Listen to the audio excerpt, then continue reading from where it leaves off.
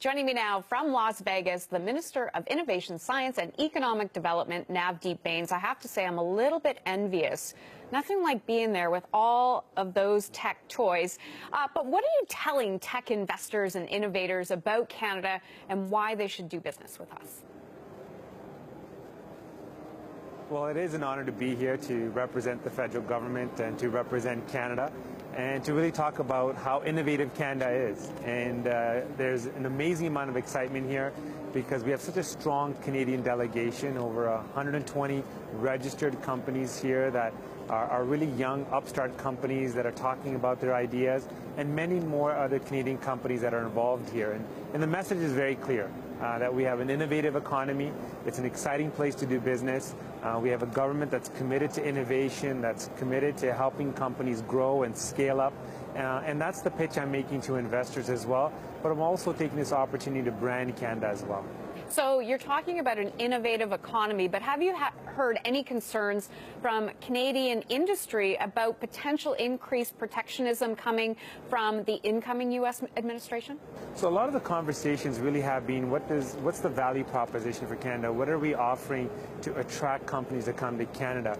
And, you know, we talk a lot about the most important component of that is really about people, and it's about the fact that Canada has made significant investments in our universities and colleges, really focusing on STEM.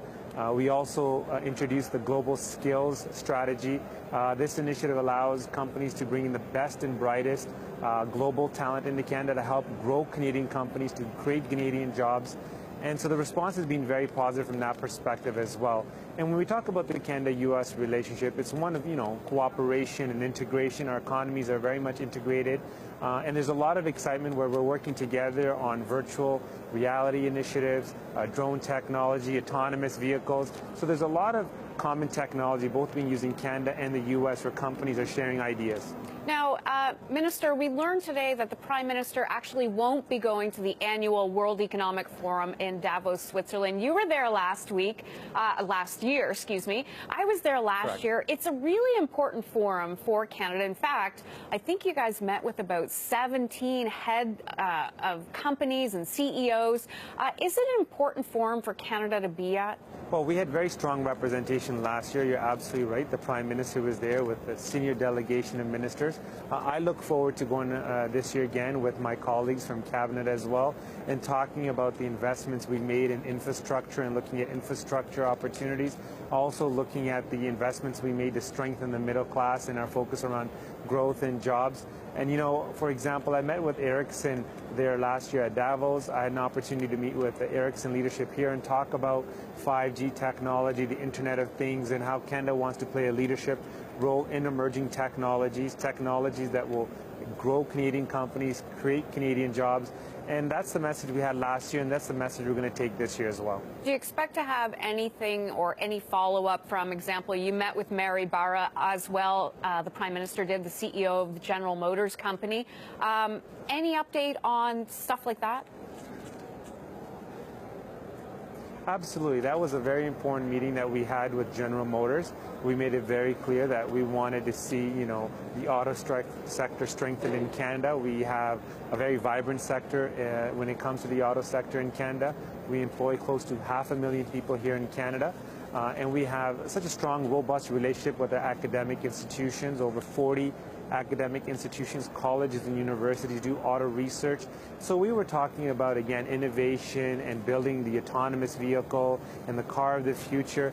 And because of those conversations, General Motors announced that they're going to hire 1,000 engineers in Markham to build the car of the future. So those are the kinds of partnerships, those are the kind of investment opportunities we discussed, and we saw GM follow up and make those investments. And that's really our primary focus, is how do we focus on good quality Canadian jobs? How do we focus on investment opportunities coming to Canada? And we'll continue to have those conversations. So that was one of the major efforts from our conversations with General Motors and Mary Barra last year. Now, you have to be a little bit concerned, though, because we know the Trump administration, they're pushing a Buy American agenda and threatening high import taxes on goods brought into the U.S. So how do you counter that argument to protect Canadian export jobs?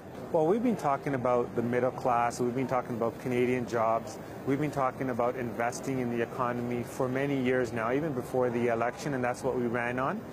And when you talk about, for example, the U.S. and some of the conversations Mr. Trump is having, the administration is having, I think it's a unique opportunity for us to demonstrate how integrated our economies are. For example, the auto sector is a great example. Many vehicles travel across the world multiple times. You know, we have 650 suppliers in Canada that are integrated in that supply chain, not only within Canada, but with the U.S. as well. So the point I'm making here is that it's really important that we work together, and we talk about the importance of trade to both countries. Are you worried? 35 states in the U.S. The number one customer is Canada, and there's 13 other states as well. The top three customer is Canada, so it's mutually beneficial for us. And so we're going to work with them to demonstrate the importance of an integrated economy that creates both good quality Canadian jobs and American jobs as well. Are you worried, though, about Trump's tweets to GM and Toyota that if they build cars outside the U.S., a big border tax will be imposed?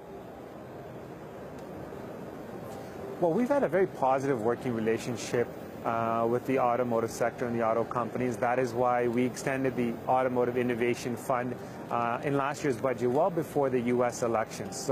And, you know, this is the kind of information that we're going to share with our U.S. counterparts and explain to them that we have a long-standing history where we're going to be working together to create jobs on both sides of the border.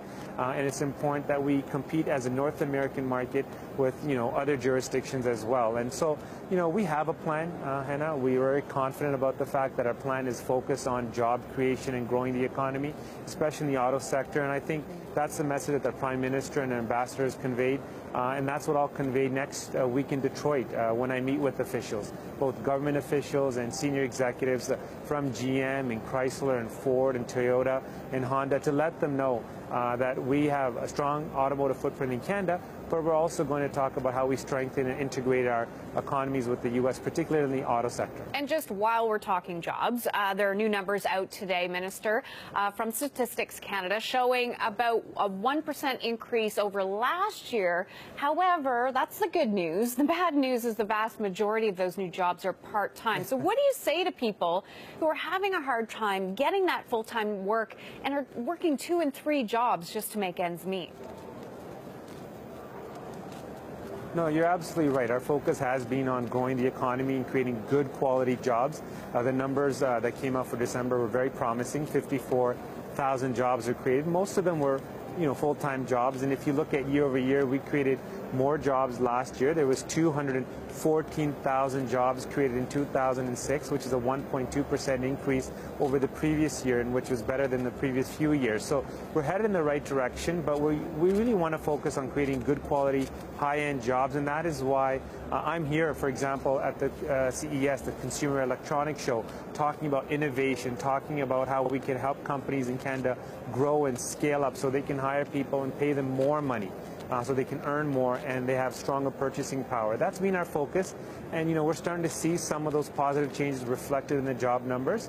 We'll continue to work hard in that area as well, and this complements a lot of the work we've done to help, you know, the middle-class families struggling with the Canada Child Benefit, with reducing the tax rate for middle-class Canadians. So coupled with those policies and our innovation policies, I'm confident that we'll continue to see better job numbers and, more importantly, full-time jobs, higher quality value-added jobs. Minister Navdeep Bains, thank you for your time today. Have fun down there. Thanks very much. Well, as you heard from Katie Simpson just a few minutes ago, Prime Minister